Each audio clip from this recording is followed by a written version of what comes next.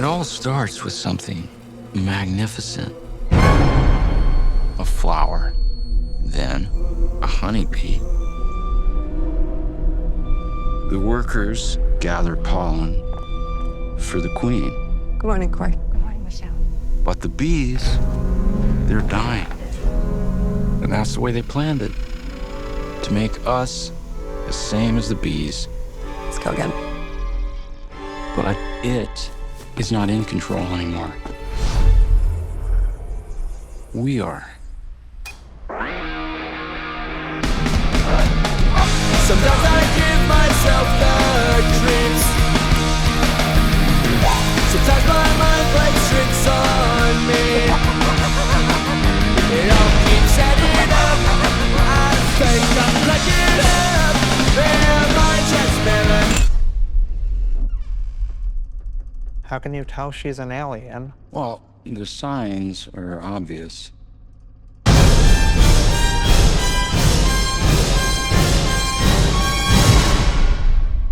It all starts with something magnificent. Hey, this is Jennifer Walden here for the Mix Award Season Event 2025. I'm here with re-recording mixer, sound designer, supervising sound editor Johnnie Burn, and composer Jerskin Fendrix, talking about the latest film, Bugonia, from your director Yorgos Lanthimos. Hey, Johnnie. Hey, Jerskin. How are you guys doing? We're good. Good to see you, Jen. Doing very good. Excited about this movie. It's crazy. Yes, that's correct. Always a fun one. Anything that Yorgos Lanthimos does, they're always so fun. So tell me about your collaboration between sound and music. Did you often share what you were doing with each other? Justin, talk about your writing process, because it's interesting how some people watch a movie and then write music for that. Yours is quite the opposite. That's how it happens sometimes, I'm led to believe. But yeah, by my less tortured peers. Johnnie and I, at stages will work on stuff. This one was unusual because I wasn't allowed, unlike Johnnie, to read the script or know what the film was about at any point before the music was completely written. So I didn't really know what kind of soundscape or what sort of thing. In a lot of ways, given a full-word brief. Yes, bees, basement, space, spaceship. Yeah. Stop. Really? That's also, crazy. I was led to believe that Emma was going to get her head shaved at some point, but that was more, a tidbit. I assumed she'd do something weird for the film because she usually does. But that was what I got from it. So in a lot of ways, we weren't really able to communicate on how we're going to work together. So I think a lot of the collaboration between score and sound was Johnnie basically reacting to the music, and it's how Yorgos decided to place it in the film after the fact. So any places they merge, I'm going to give Johnnie full and unabashed credit for. So with Yorgos, before Yorgos met Jerskin, which was a good many films ago, Yorgos would always take pre-recorded classical music existing and then edit that to the film, and that was how he would end up with the score. And so he likes to recreate that that process, but obviously with just Jerskin's score. So Jerskin writes music, and then we put it to the film. And so my role is really just to make sure that everything in the whole soundscape is commensurate with how Jerskin has ordained, albeit blinkered, how this, what kind of key the whole film's going to be in, and how it all sits together. So, for example, at the opening of the film, there are many bees buzzing around, and a bee has a musical pitch. It's essentially just a sine wave of zzz, and that is a frequency, and that can be adjusted. And so every single bee, for example, that you hear at the beginning of the film, is doing something melodious or harmonious, along with it's singing along with Jerskin, basically, all of those bees. So it just sounds like a more homogeneous soundscape where you're not quite sure if you're hearing a bee or a string, but it is all about this, the beautiful world that we are in, and that's how that comes across. And so these bees, because you had to pitch them, did you have great bee recordings? Did you go out and record bees, or? Oh, yeah. there's a place called Oakhurst in the UK that has a very good supply of bees, and you can we recorded we recorded swarms of bees, which are great with multi-channel microphones, but the ones that are at the beginning are more specific bees. So this was more about having individual bee recordings, bee flybys and bees continuous and all sorts, and navigating the pitch of those to sing along with Jerskin. So yes. How do you record a single bee? All right, everyone else be quiet. Just you. This is you. No, well, you we got some bees in a studio, and you can, and if you in a very quiet room with a very, very low noise floor, a bee is going to make a fairly constant sound if you keep it at a constant distance from a microphone. So that's how you record a bee. You did ADR with bees. That's great. Yeah. ABR. Yeah. Sorry. Let's talk about the dinner table scene where Teddy and Michelle, they have a chat that quickly escalates into a fight. Tell me about your sound and music collaboration here. Jerskin, you should talk about how you came up with that incredible pulse that comes out of this, the background soundscape gives way, the whole of reality gives way to your incredible score. And I think on that, sorry, you were about to talk and I interrupted, but I think that it's a great example of what the score and sound design are doing, because Jerskin very much scores the enormous moments in the film, and I'm very much just keeping that ball in the air when there isn't score happening. Yeah, I mean, I really love the parts where, similar to the bees at the beginning, where you have this like unsureness about where the source of the sound is. One effect I used a lot in the film, I was from the bees research, interested in the idea of taking certain static things and digesting them into this kind of more globular honey kind of thing. So we basically put the entire orchestra through essentially a tape machine and started kind of melting it and getting it down and up. So from the beginning of this piece, which is this kind of constant thud from I think it's the double basses and the tam-tam, then jamming that even further down. So it's this like really low kind of pulse. And the way it comes in and the way Johnny sculpts it is that initially you might wonder, like, oh, is there something in the background? It sounds not dissimilar to like something knocking or like an ambient thing. And then it becomes more prominent and a foreboding, and that you realize that this is kind of inexorably leading to some kind of pretty dramatic climax to the scene. So these kind of, being in the cinema and kind of wondering, oh, is that real? Is that not real? Is that deliberate? And then it kind of undercuts the psyche. That's a fun, cool thing, I suppose. Probably is.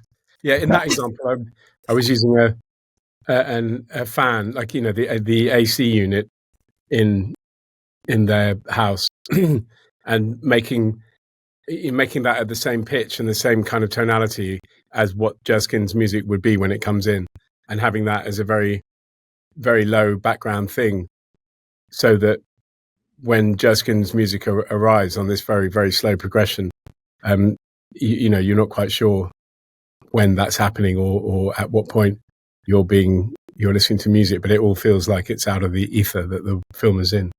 And Jerskin, did you record with an orchestra? What were some of the inspirations musically for the instruments in your score? I did record with an orchestra. I recorded with 90 players from the London Contemporary Orchestra, which is a big orchestra, and the London Contemporary Orchestra are a phenomenal, phenomenal group. They're extremely high-level players and also extremremely creative and willing to push their instruments to really unusual extents, which many orchestras may not be. So they were really essential for kind of slightly warping how one might usually use a fairly traditionally scored romantic orchestra. And before we even talked about the words, I think we had played with some very bizarre instrumentations for films, and Yorgos and I thought it'd be fun this time if get the budget together and just go for an extremely large, powerful orchestra, keep it very straight in that regard. And in some ways, even without the three words, if Yorgos wanted a kind of slightly obnoxiously overblown thing to go in the back, all he had to tell me was that I got to conduct this massive orchestra, and he knew my ego wouldn't do anything apart from, push it to an extremely melodramatic extent. So that's kind of how that came about.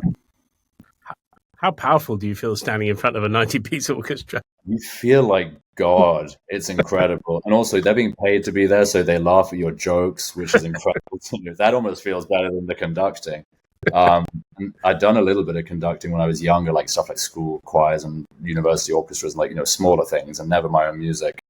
And being able to, it's like, in principle, it's not too different to producing or like getting, software synthesized and being able to just kind of sculpt these kind of tonal things. But you can't just push a button, especially when you're doing stuff that's weird. You're kind of persuading the players. You're almost tricking them to do something really unusual that they probably wouldn't do if they were just reading the score straight without interpretation. So trying to coax them into this really bizarre, warped version of an orchestral piece was fantastic. Yeah. And what were the stems like coming from that orchestral session? Were you able to tell Jerskin, like, hey, could you split this out and split that out so that you had the most flexibility on the dub stage?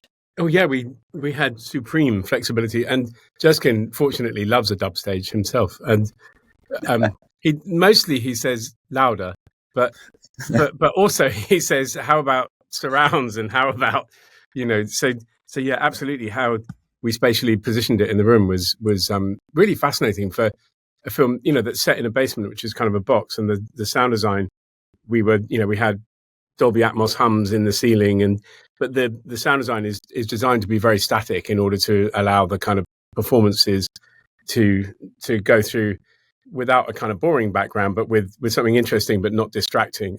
But the music is quite the opposite. It's designed to really say something, and yeah, so through that, how it's kind of positioned and how the stems work, and obviously all the crucial things of some sounds that get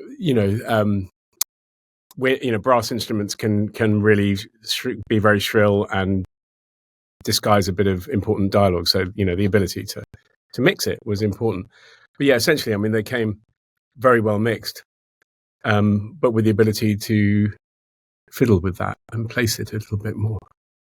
I think actually the using surround as well is like such an, as you said, because so much stuff has to remain static and in a very, intelligible position to tell the story. And the more abstract elements, like abstract parts of sound design and score, can be more flexible. We had actually at a later point in the dinner scene where there's like the full fight going on, we have a bit where the score pans, like you see them coming out of a door and moving across the screen, and like the score moves with them, as if like that the entire drama is just these two people and nothing else in the world is actually consequential. We panned an entire orchestra, just like it's like goes across like a like a flyby, which is a bizarre thing, I suppose, but I don't know, it adds a different thing. And stems, I do have to credit as well Graham Stewart, who's the person who I work before we send all the stems off and get those. Graham Stewart's a fantastic mixer, and somehow manages to make some comprehensible sense out of what are quite dense and stupid compositions.